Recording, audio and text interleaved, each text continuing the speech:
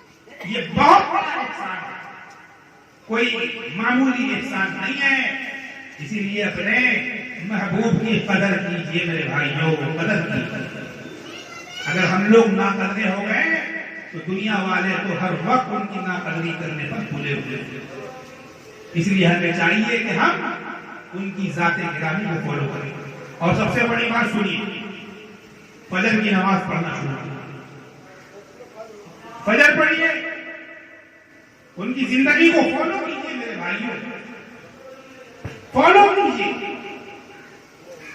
ورنہ قبر میں بھی عذاب ہے، حشر میں بھی عذاب ہے. یہ دنیا عارضی ہے، چند روزہ زندگی ہے، دائمی مستقر نہیں ہے. ابھی آج میں اچھا مزہ ہے، ابھی گھر جاتے ہوئے پتا چلا کہ انتقال ہو گیا، مر گیا، ٹرین سے کٹ کر گر گیا، ایکسیڈنٹ ہو گیا، ہارٹ اٹیک ہو گیا، برین ہیمریج ہو گیا. سنتے کہ نہیں سنتے؟ دین پر عمل کیجیے، شریعت کو فالو کیجیے. یہ ان تمام چیزوں کا خلاصہ ہے، یہ ان تمام چیزوں کا خلاصہ ہے جس کے لیے آپ لوگوں کو یہاں جمع کیا گیا، آپ لوگوں کو بلایا گیا، ہم لوگوں کو بلایا گیا. اس وجہ سے دین کی عزت اور دین کی قدر ہماری نگاہوں میں ہونی چاہیے. اور سب سے بڑی قدر ہماری نگاہ میں اگر کسی کی ہونی چاہیے تو وہ محبوب کبریا محمد مصطفیٰ جناب محمد رسول اللہ صلی اللہ علیہ وسلم کی ہونی چاہیے. ان کے بات کے آگے اور کسی کی بات نہیں ہونی چاہیے. بعد از خدا بزرگ کوئی قصہ مختصر یا صاحب الجمال ویا سید البشر من وجهك المنیر لقد نور القمر.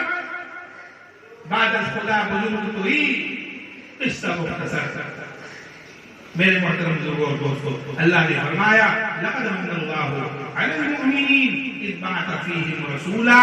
اللہ تبارک و تعالیٰ نے جب اللہ تبارک و تعالیٰ نے اپنے رسول کو بھیجا من انفسہم، انہی کی ذات میں سے، یعنی انسان بنا کر، کوئی اور مخلوق بنا کر نہیں، فرشتہ بنا کر نہیں، یا اور کسی دوسری جن سے نہیں، جنات بنا کر نہیں، انسان بنا کر بھیجا. یاد رکھیے ہمارے نبی انسان بھی ہیں، آدم بھی ہیں، بشر بھی ہیں، اور نبی بھی، پیغمبر بھی ہیں، اور سب سے بڑے پیغمبر ہیں، سب سے بڑے نبی ہیں، سب سے اونچا درجہ رکھنے والے نبی ہیں. یہ ہمارے پیغمبر ہیں. اپنے پیغمبر کی قدر کیجئے، اپنے نبی کی قدر کیجئے میرے دوستوں، میرے بزرگوں. تو اللہ تبارک و تعالی ہمیں بھی قبر کے عذاب سے بچائے گا، عذاب حشر سے بچائے گا، عذاب نار سے بچائے گا، اور ایک بہتر اور قیمتی زندگی عطا فرمائے گا. ہر آدمی بتائیے دل سے کہ ہم لوگ اچھی زندگی چاہتے ہیں کہ نہیں؟ ہم لوگ قیمتی زندگی چاہتے ہیں کہ نہیں؟ کون چاہتا ہے کہ ہم سیکنڈ کلاس ڈبے میں سفر کریں؟ بتائیے ہر آدمی چاہتا ہے کہ ہم اے سی کے فرسٹ کلاس میں سفر کریں. اپنے آپ کو اے سی کے فرسٹ کلاس میں سفر کرنے والا اگر ہم کو بنانا ہے تو ہم کو چاہیے کہ ہم اسی طرح سے اپنی کمائی بھی شروع کریں. دنیاوی کمائی تو ہم کرتے ہیں، لیکن اگر ہم کو اخروی کمائی کرنی ہے تو شریعت پر آنا ہوگا اور اپنے منہ میں لگام لگانا ہوگا. جہنم جو ہے نا وہ خواہشات کے دروازوں کے بالکل پیچھے. آپ کو ایسا کرنے کا جی چاہ رہا، اچھا لگ رہا کہ ہاں ہم کرنا، لیکن اسی وقت آپ کے سامنے ایک باؤنڈری آتی ہے، کہے کہ شریعت کی باؤنڈری نہیں، غلط ہے. جوا کھیلے گا حرام ہے، شراب پیے گا نہیں، حرام ہے. فوراً شریعت آپ کے سامنے آ جائے گی اور آپ سے مطالبہ کریں گے یہ مت کرو ورنہ جہنم میں چلو گے، یہ مت کرو یہ سب سے بڑا گناہ ہے، یہ مت کرو یہ سب سے بڑا عذاب ہے. میرے محترم بزرگوں اور دوستوں، آج ان چیزوں کو ہمیں سیکھنے، سمجھنے، اس پر عمل کرنے کی بہت ضرورت ہے. اللہ تعالیٰ ہم سب کو اس بات کی توفیق عطا فرمائے. اور جو اور آیت لگ رہی ہے اس کا ترجمہ آپ کر رہا ہوں. یتلو علیہم آیاتہ ویزکیہم، وہ نبی ایسے ہیں کہ جنہوں نے آپ کو قرآن پڑھ کر سکھایا اور تلاوت کی. اس کا ترجمہ اگر کیا جائے گا تو دیر ہوگی، میں چاہتا ہوں کہ انہی باتوں پر اتفاق کیا جائے اور جو جتنی باتیں کہی گئی اور یہاں پہ آپ لوگوں نے سنی، بس اللہ تعالیٰ انہی باتوں پر ہم لوگوں کو عمل کرنے کی توفیق عطا فرما دے۔ دعا فرمائیے کہ اللہ تعالیٰ ہم سب کو سچا پکا اچھا مسلمان بننے کی توفیق عطا فرمائے۔ الحمدللہ رب العالمین والعاقبۃ للمتقین والصلاۃ والسلام علی سید المرسلین وعلی آلہ واصحابہ اجمعین۔ الہ العالمین رب العالمین ارحم الراحمین پروردگار عالم، یا اللہ ہماری سیاہ کاریوں کو بخش دے، معاف فرما۔ یا اللہ ہماری گناہ کاریوں کو ختم فرما۔ یا اللہ ہمارے صغیرہ کبیرہ عمل ساون گناہوں کو بخش دے، معاف فرما۔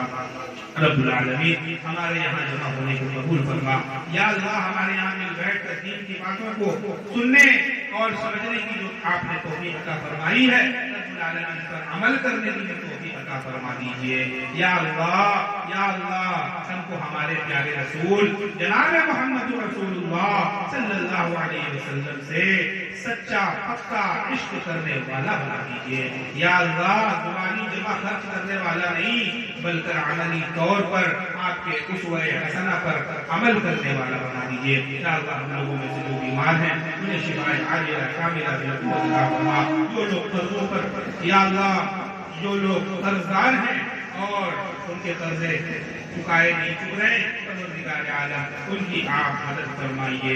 یا اللہ جو لوگ ہسپتالوں میں زیر علاج ہیں، یا اللہ ان کو جلد سے جلد شفائے عاجلہ کاملہ عطا فرمائیے۔ رب العالمین جن حضرات نے اس جلسے کو رچانے میں بسانے میں پوری معاونت فرمائی ہے، رب العالمین ان کو بھی اجر عظیم اجر جزیل عطا فرمائیے۔ یا اللہ خاص طور پر کافی اکبر صاحب نے اس جلسے کو منعقد کرنے کی بھرپور کوشش کی اور ان کے اور دیگر دوستوں نے اس جلسے کو منعقد کرنے کی کوششوں میں جو حصہ لیا ہے، پروردگار عالم ان کی بھی کوششوں کو برابر فرمائیے۔